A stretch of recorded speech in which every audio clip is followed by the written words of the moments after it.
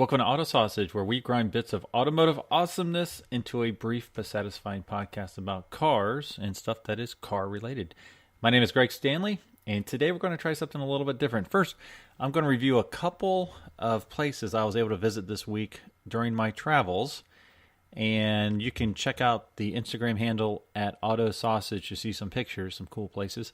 And then second, I'm going to kick off the auction sausage game. So a little bit more about that here shortly, but I think it'll be a lot of fun. So, and a lot of participation by my listeners here, and you can show us just how awesome you are at car stuff.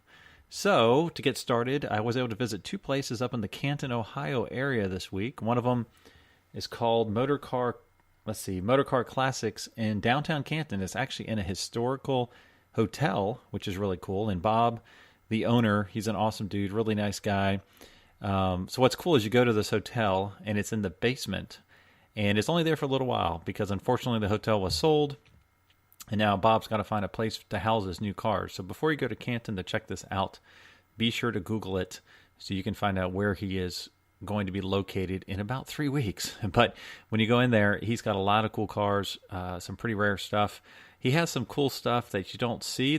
He's definitely on trend here. You see a lot of the early 70s, mid 70s, some of the large boats like the Cadillacs and Lincolns, and a lot of them are unrestored, original, low mile cars. So one that was not there currently that I'm fascinated by was like a 1976 Lincoln. Nothing special, but it was a one-off paint code color of Playboy pink.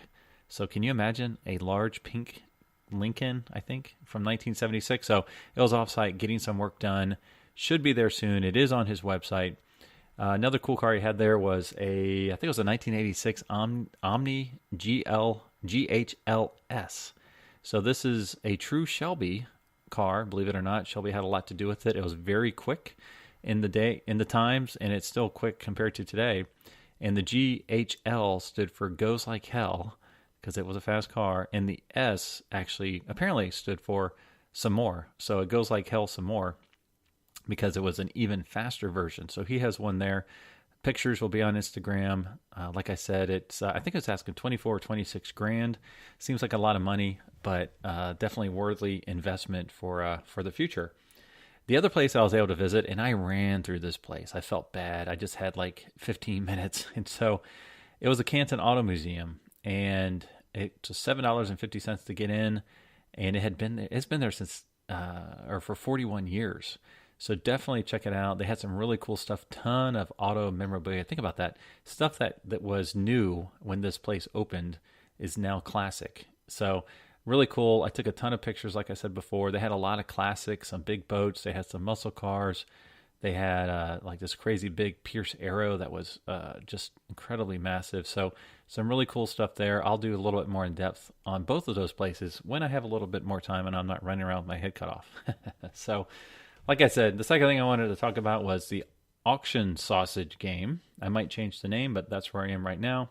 So the idea here is I'm going to provide 10 cars for the upcoming auction, whatever it may be. So today, this is a game just by myself because I'm the only one playing, but this is for the upcoming Phoenix Mecum auction that's coming up next weekend.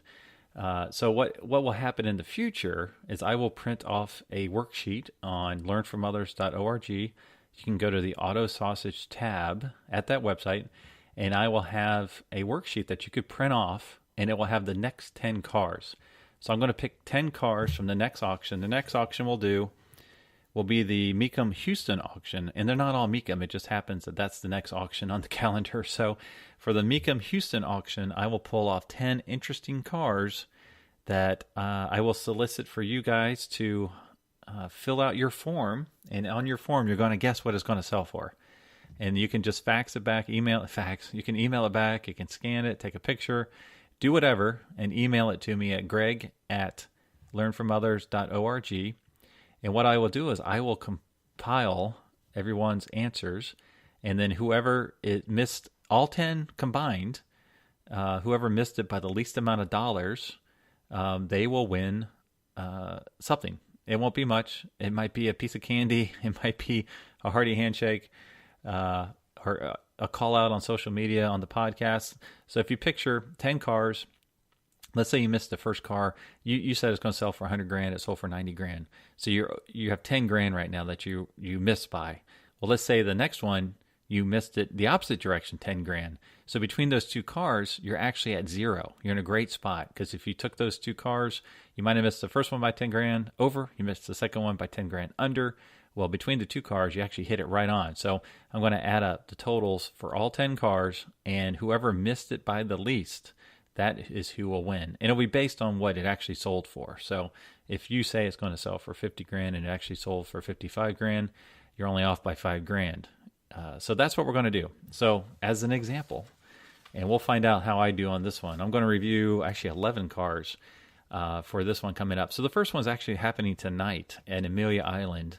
And I put this on here because I find it fairly fascinating. It's a 1965 Shelby Competition Cobra. So if you go to the Amelia Island website, it is a white Cobra with a black hood, black wheels, and it was actually raced with that color scheme in 1965 or 66. So it was one of the very few competition Cobras that had a winning history, and there's only 19 of these things, so they're very expensive. If you go to if you go to Haggerty and you look up what one of these would cost, the base Shelby Cobra is about 1.5 to 1.6 million.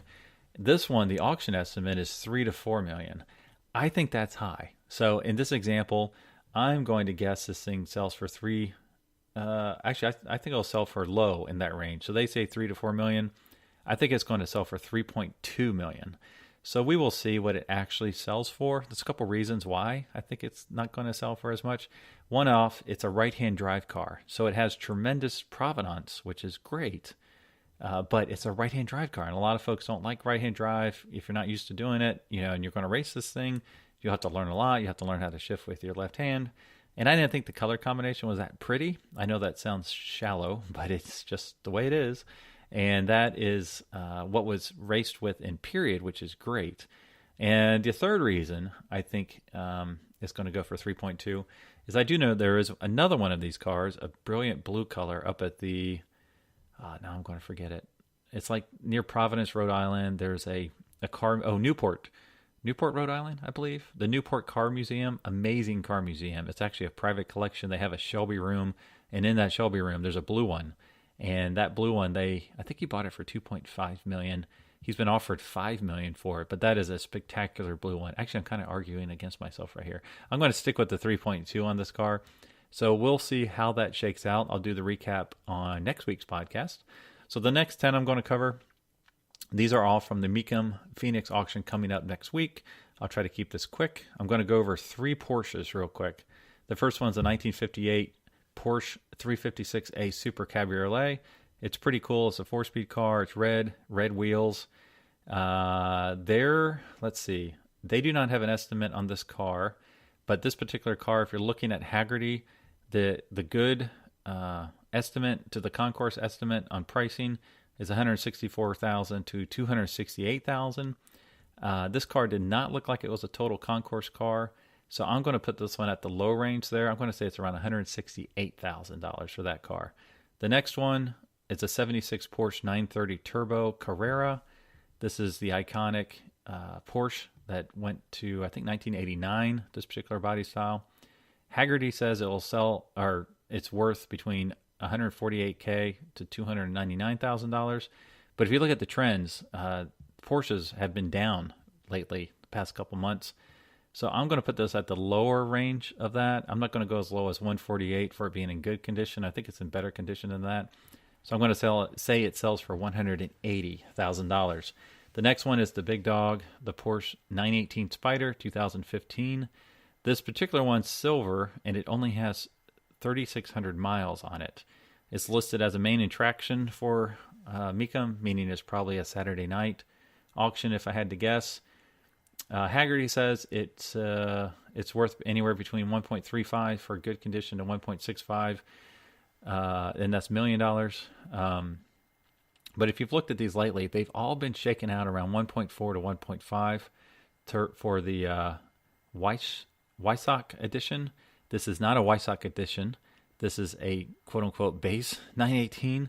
That addition adds about 100 grand to the price of the car. So I'm going to say this one's going to sell for 1.45 million. We'll see. I don't think it'll go all the way up to the 1.6.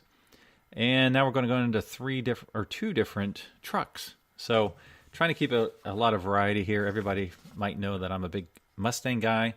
I don't have any Mustangs on this today because I want to keep it a little diverse.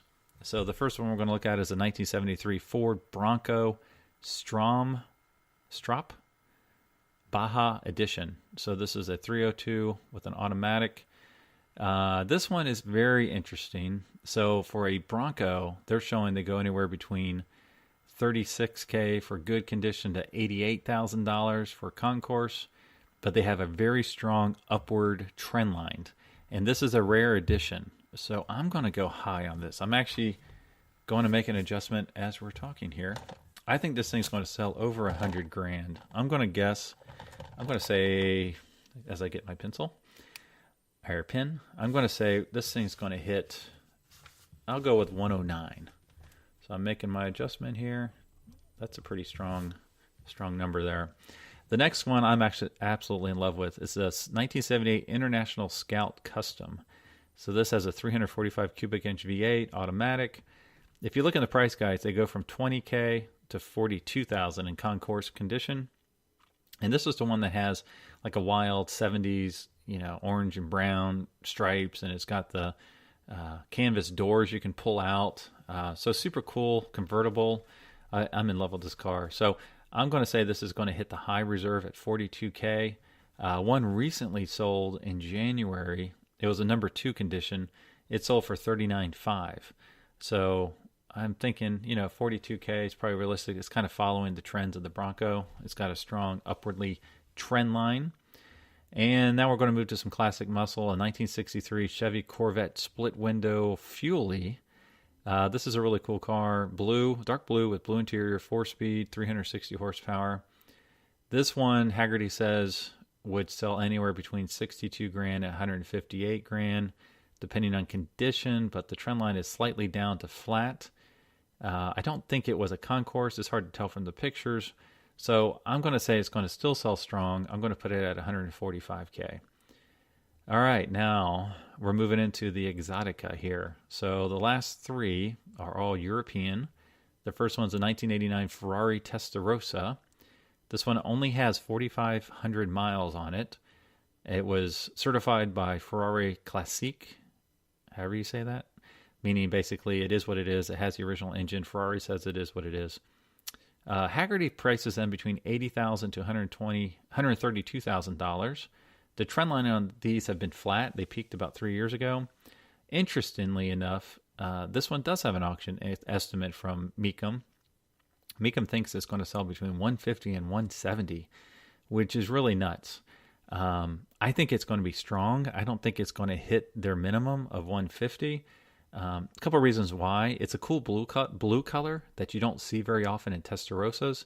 It has a blue interior as well, but the interior doesn't quite match the exterior in my mind. It's a very low-mile car, but there's a lot of low-mile Testarossas out there. So I don't think it'll hit the 150 minimum. I put 144 as my number on this car, so we will see when it's auctioned off next weekend. The next one is a 1973 Ferrari 365 GTB4 Daytona. So think Miami Vice car. That was a fake one. This one's a real one. It won a Concourse Platinum Award, but it was like 1998, I think, like almost 21 years ago. Looks like a nice car. It's yellow, and Haggerty has these in the 700 grand to 800 grand range. Their trend line is slightly down, so I'm going to say this one's going to hit the minimum at $700,000. And then our last one is a 2004 Maybach 57. If you're not familiar with this car, it was built by Mercedes, but they used the old Maybach name from the 1930s, which was like the next level up. And it's the ultimate in luxury. The problem is they're just butt ugly. They are just ugly. So this particular one only has 19,000 miles on it. There was not a Haggerty price guide value for it. It's too new. The estimate in the auction house was 90 grand to $110,000. I think that's really strong. I put 78 grand on it. I still think that's strong, but it is a very low miles example, and people love that Maybach name. So I'm going to go with 78 grand. It wouldn't surprise me if it was actually lower than that. So we will see when it is auctioned off. So like I said, I will recap how I did, and I will post up on learnfromothers.org on the Auto Sausage tab the next 10 cars for Houston, Mecum Houston, which is April the 4th through the 6th. So we have a few weeks here.